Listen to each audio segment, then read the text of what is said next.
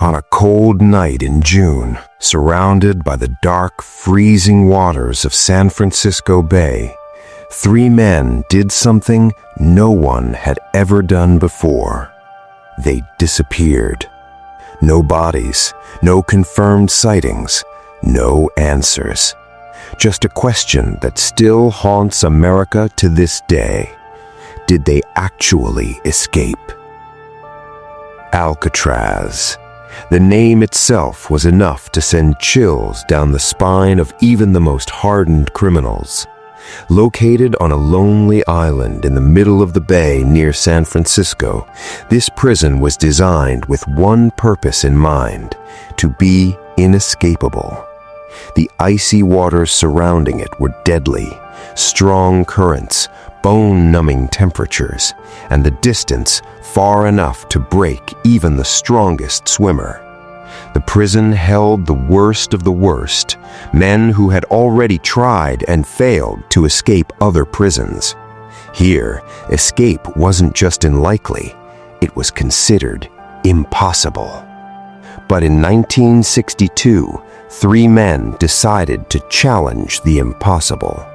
Their names were Frank Morris, John Anglin, and Clarence Anglin.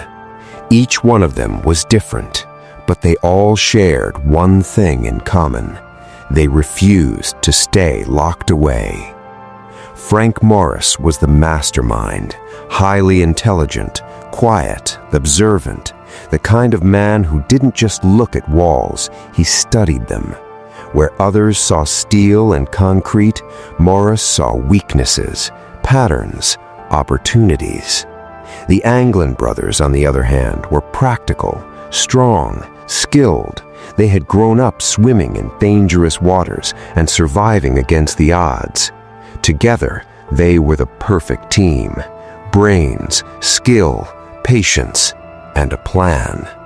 It began slowly, so slowly that no one noticed. Inside their cells, they started chipping away at the walls, not with tools, because tools weren't allowed, but with spoons. Yes, ordinary metal spoons.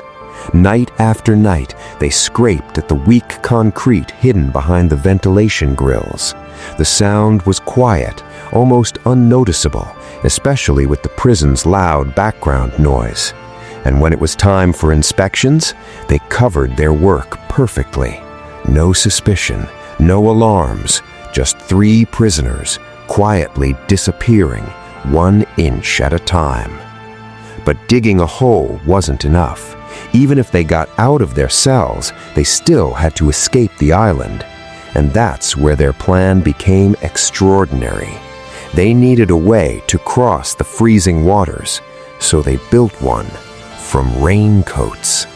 Over 50 stolen rubber raincoats were carefully stitched together, forming a makeshift raft.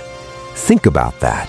Not a boat, not a life jacket, a raft made from scraps inside one of the most secure prisons in America.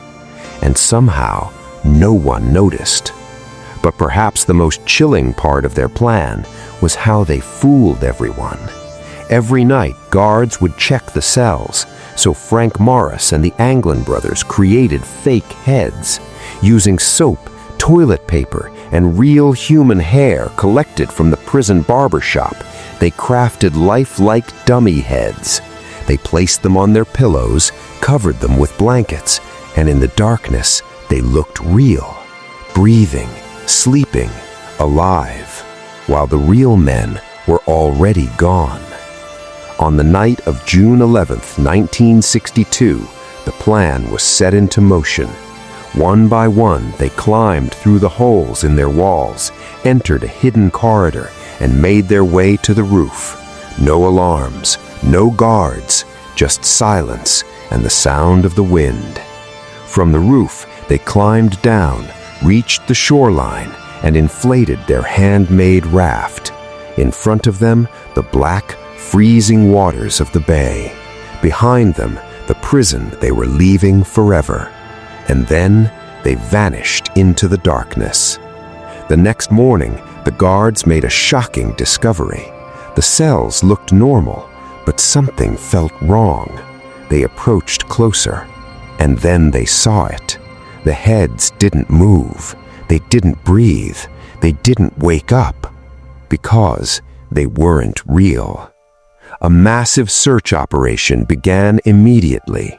Helicopters scanned the waters, boats searched the coastline, divers explored the depths below, but they found nothing. No bodies, no raft, no trace. It was as if the ocean had swallowed them whole. Over the years, strange clues began to appear. A letter claimed to be from John Anglin surfaced decades later, saying he had survived. Family members received mysterious messages, even photographs, suggesting the brothers were still alive. And then there were reports, sightings, people claiming they saw them years after the escape, living quiet lives, far away, hidden in plain sight. So what really happened that night? Did 3 men outsmart one of the most secure prisons in history? Build a raft from raincoats, cross deadly waters in the dark, and disappear forever? Or did the ocean claim them, leaving behind nothing but a legend? The truth is, no one knows. The case remains officially open, and the mystery still unsolved. Because somewhere between the cold waters of the bay and the silence of that prison cell, 3 men didn't just escape, they erased themselves from history and left behind a story that refuses to die.